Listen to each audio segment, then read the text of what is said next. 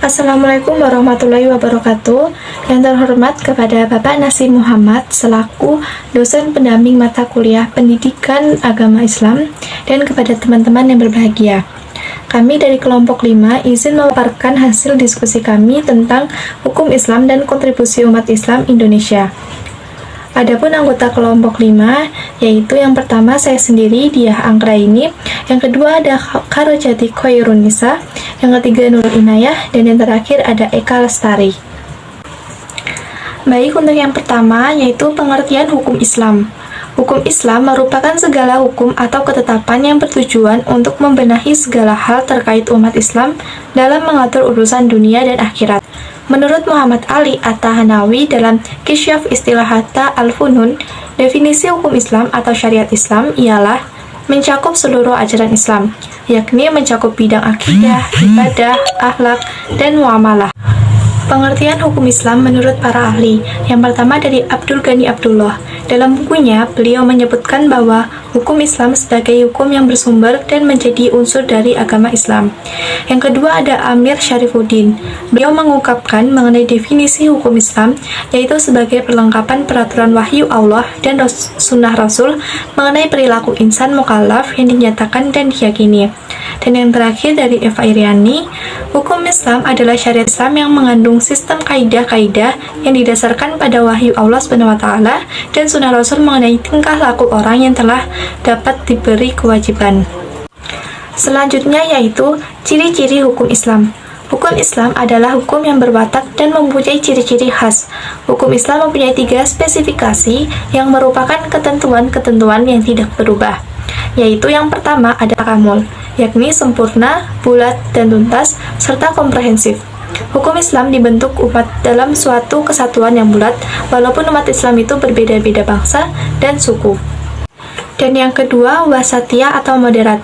Hukum Islam memenuhi jalan tengah, jalan wasatan, jalan yang seimbang, tidak terlalu berat ke kanan mementingkan kejiwaan, dan tidak berat pula ke kiri mementingkan kebedaan.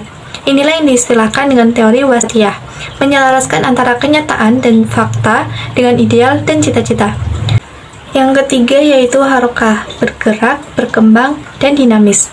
Dari segi harokah, hukum Islam mempunyai kemampuan bergerak dan berkembang, mempunyai daya hidup, dapat membentuk diri sesuai dengan perkembangan dan kemajuan zaman.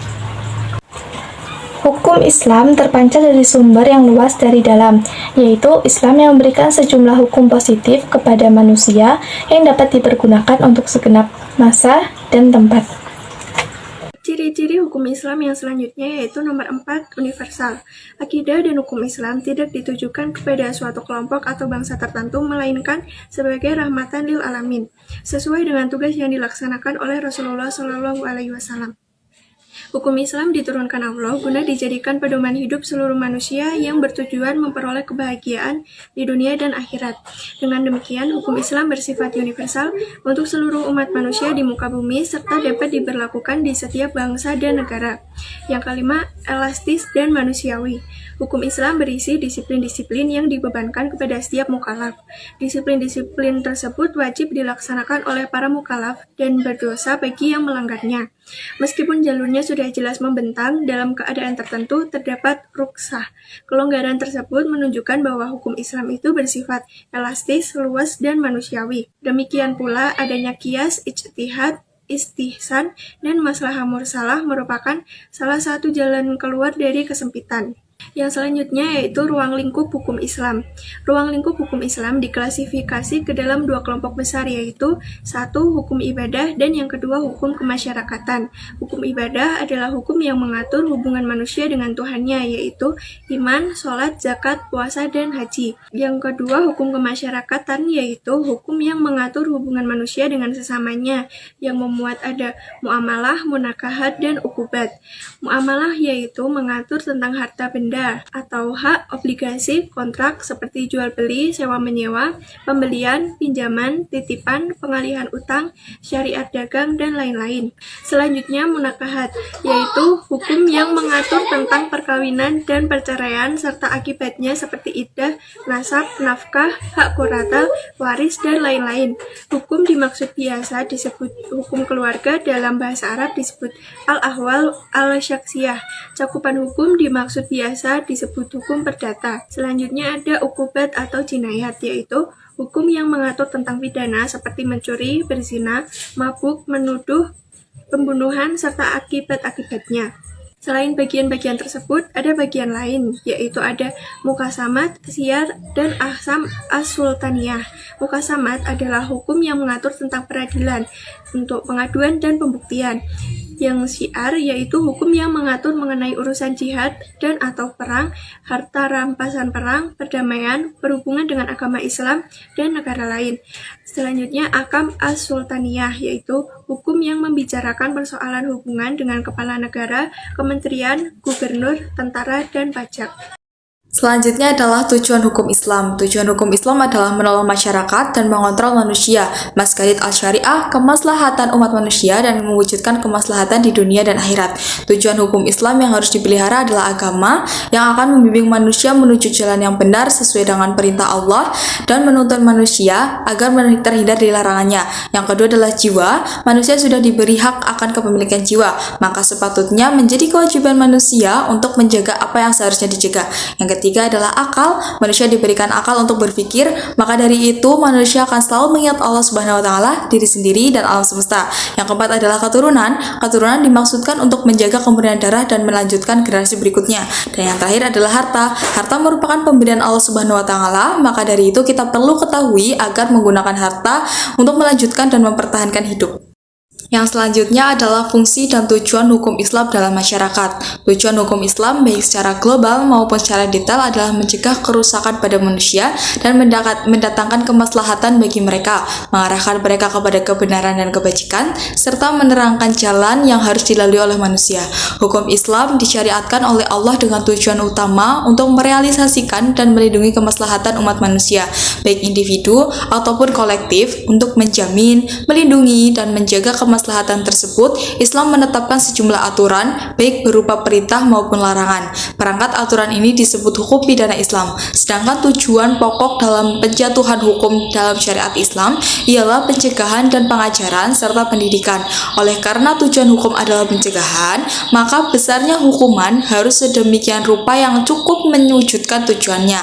Dan dengan demikian, maka terdapat prinsip keadilan dalam menjatuhkan hukuman. Adapun fungsi adanya hukum Islam adalah yang pertama, fungsi ibadah.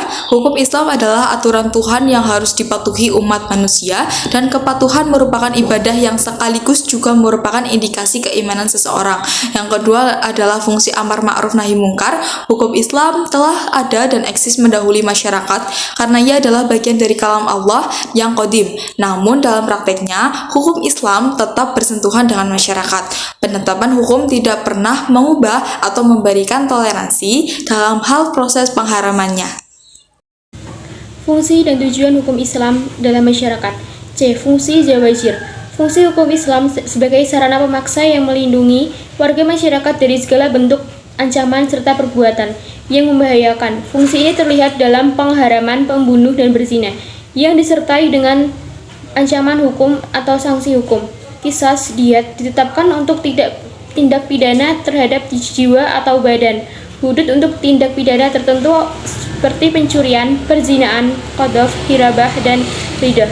Dan tazir untuk tindak pidana selain kedua macam tindak pidana tersebut.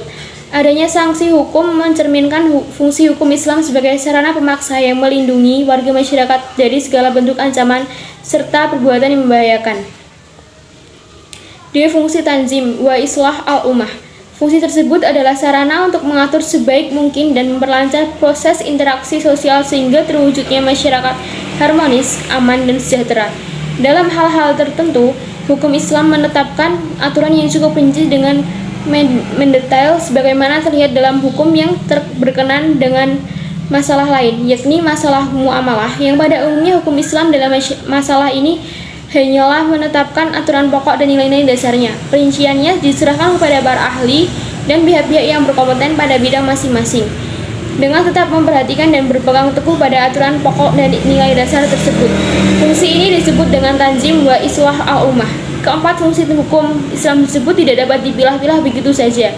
Bidang hukum tertentu, tetapi satu dengan yang lainnya saling terkait.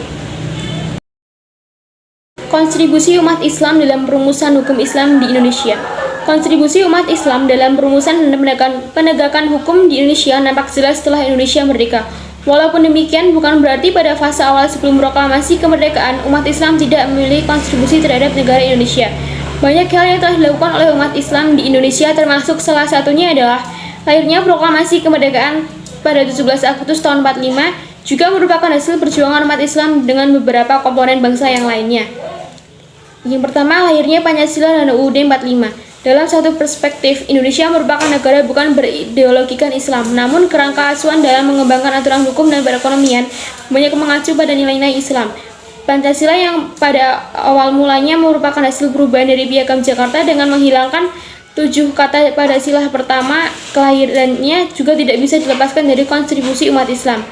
Kondisi demikian senada dengan pendapat Dawam Raharjo mengutip perkataan Kunto Wijoyo bahwa ekonomi Indonesia yang basis pengembangannya berdasarkan Pancasila ini merupakan objektivitas dari sistem ekonomi Islam. Argumentasi dasar ini dapat diidentifikasikan melalui tujuan dan misi negara Indonesia yang tercermin dalam pembukaan UUD 45 dan 5 sila Pancasila. Dalam alinea 3 pembukaan UUD 45 dirumuskan 4 tujuan pokok bangsa Indonesia. Tujuan tersebut pertama, melindungi segenap bangsa Indonesia dan seluruh tumpah darah Indonesia. Kedua, memajukan kesejahteraan umum. Ketiga, mencerdaskan kehidupan bangsa. Dan keempat, ikut melaksanakan ketertiban dunia yang berdasarkan kemerdekaan, perdamaian abadi, dan keadilan sosial. 2. Lahirnya regulasi perundang-undangan berkaitan hukum Islam. Kontribusi umat Islam dalam perumusan dan penegakan hukum dewasa ini semakin nampak jelas dengan ditandainya lahirnya beberapa peraturan perundang-undangan yang berkaitan langsung dengan hukum Islam. Beberapa regulasi perundangan tersebut dapat disimak dalam rumusan berikut ini. Peraturan perundang-undangan. Undang-Undang Nomor 1 Tahun 74 merupakan undang-undang yang mengatur mengenai perkawinan. Kemudian Undang-Undang Nomor 7 Tahun 89 yaitu berkaitan dengan peradilan agama. Kemudian Undang-Undang Nomor 38 Tahun 99 yaitu tentang pengelolaan zakat. Kemudian Instruksi Presiden RI Nomor 1 Tahun 91 tentang kompilasi hukum Islam. Kemudian yang terakhir itu Peraturan Perundangan Nomor 28 Tahun 77 tentang perwakafan tanah milik. Berikut merupakan daftar pustaka yang kami pakai dalam menyusun materi presentasi dari kelompok kami. Terima kasih kepada teman-teman yang telah menonton. Semoga materi yang kami sampaikan dapat bermanfaat. Mohon maaf jika masih terdapat kesalahan dalam penyampaian materi. Sekian, wassalamualaikum warahmatullahi wabarakatuh.